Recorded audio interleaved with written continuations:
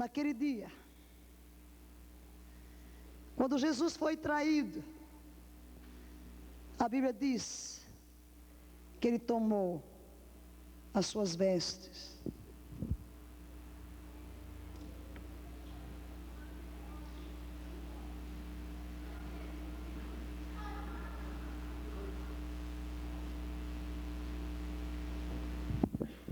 Ele estava diante daquela mesa na Páscoa,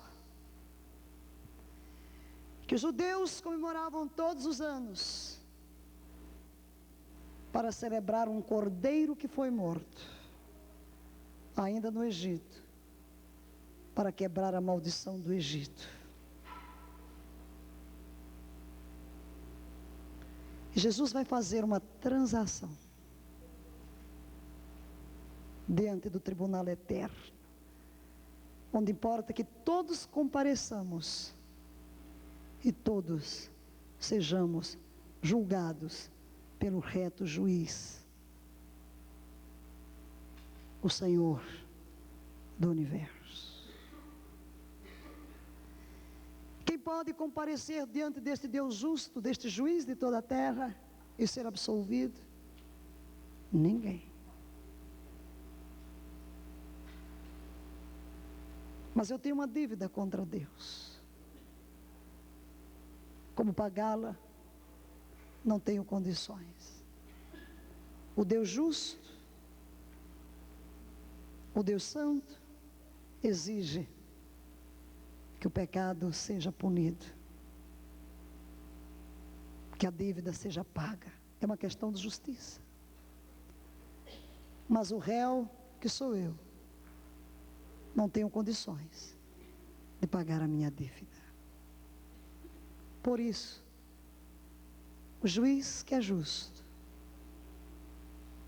é também amor, é também misericórdia. Ele profere a sentença e provê o réu, que assume o lugar do condenado. Ele determina a sentença e ele se oferece em Cristo para receber a sentença. Quem entenderá este amor? Quem entenderá este mistério? Mas este amor me fascina, me atrai, me seduz, me amarra, me conquista irresistivelmente e para sempre. Vamos nos transportar por um pouco ao cenáculo naquele dia. Eu vou convidar a pastora Ana para me ajudar nesta ilustração, para que você entenda o porquê aquela maldição foi quebrada. E na cruz podemos chegar hoje diante de Deus. Em cada Páscoa,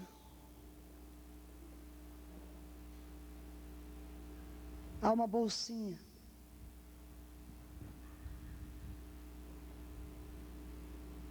com 3 compartimentos, onde se colocam 3 pães. Os judeus em cada ano têm uma cadeira vazia na Páscoa, para que o Messias se sente. E eles esperam que Elias venha primeiro, antes do Messias, conforme o profeta Malaquias declara. Então há um determinado momento na ceia pascal em que as crianças vão à porta para ver se Elias está vindo. Elias não veio ainda nesta Páscoa, então vão esperar. E quando chega o momento de partir o pão, eles vão tomar não o primeiro, não o terceiro, mas o pão do meio. Por que o pão do meio? esse pão do meio que é partido. E se alguém perguntar, por quê? Por que não o primeiro? Por que não o terceiro? E por que 3 pães? Eles vão dizer, o primeiro é o de Abraão, o segundo é o de Isaac, o terceiro é o de Jacó. Mas por que partir o pão de Isaac? Porque um dia Deus fez uma aliança com Abraão. Ele deu um filho, um único filho amado, e o pediu em sacrifício. E lhe disse, porque não me negaste o teu filho, o teu único filho, Isaac, eu te darei o meu Isaac.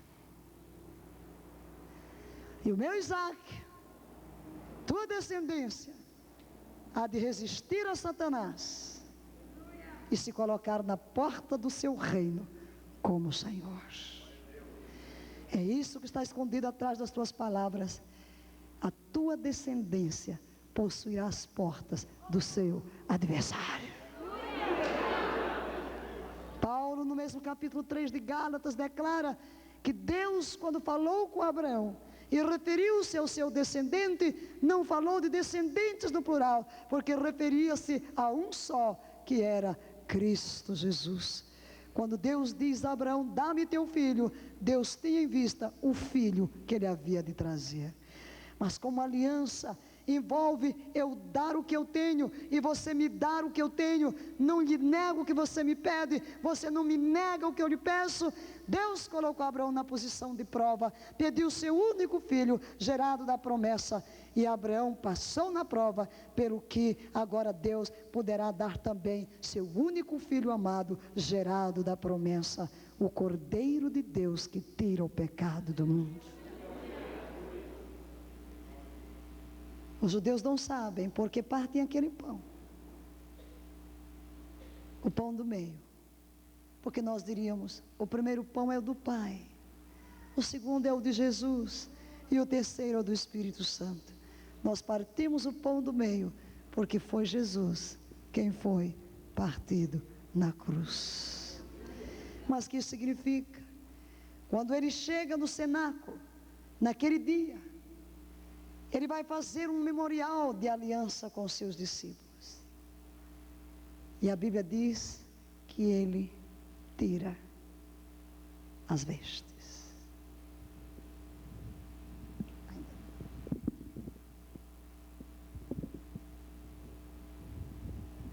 E prepara-se para lavar os pés aos discípulos. A veste de filho de Deus é colocada de lado.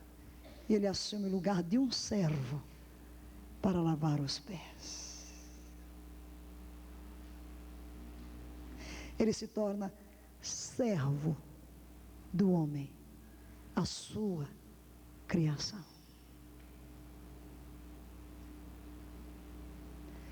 E chega o momento em que ele toma este pão do meio e descortina o mistério para os discípulos. E diz, isto é o meu corpo, sou eu, que sou partido por vós.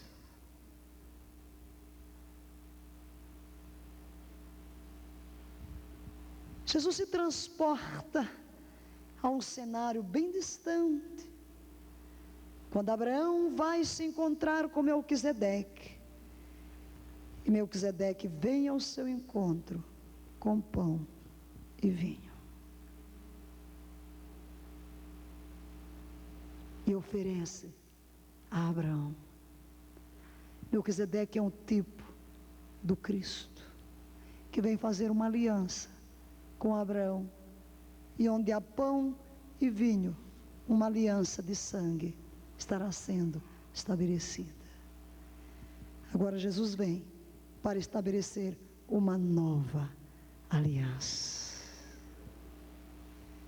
E ao tomar o pão, ele dá de comer aos seus discípulos. Tomai, comei. Isto é o meu corpo, que é partido por vós. Jesus come do mesmo pão.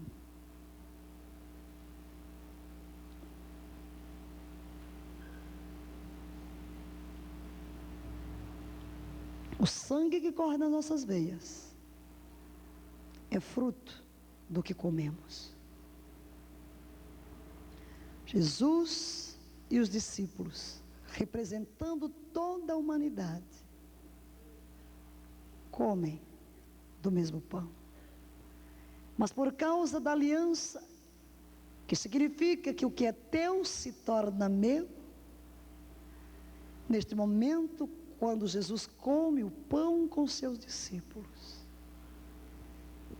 o que é dos discípulos, diante do tribunal eterno, diante dos direitos de aliança, se torna seu. Que há no homem pecado, maldição, injustiça, condenação e morte. O que Jesus está comendo naquela noite? Pecado, morte, maldição. Ele toma um dos cálices, um dos 4 cálices presentes na ceia. Um deles se chama o cálice da redenção. E ele toma este cálice e diz: este é o cálice da nova aliança no meu sangue. E ao dizer isso, ele já está implicando que vai morrer.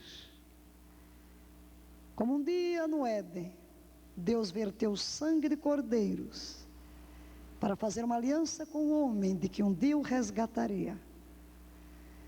Como no Sinai, sangue de bodes e ovelhas foi derramado para selar uma aliança com o povo de Israel. Ele diz: isto representa o meu sangue, que será derramado por vós, para estabelecer uma nova aliança.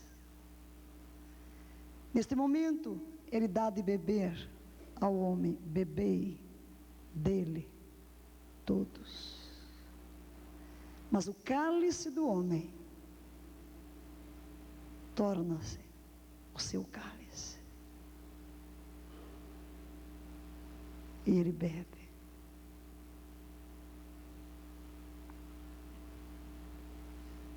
Neste momento, uma transação é feita.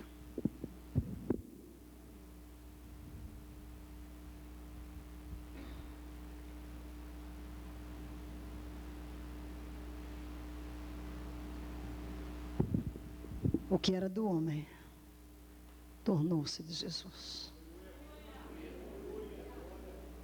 Que tem o homem pecado, maldição, morte, derrota, rejeição, tudo. O pecado. É nesta hora, queridos, que Jesus começa sua caminhada rumo ao Calvário.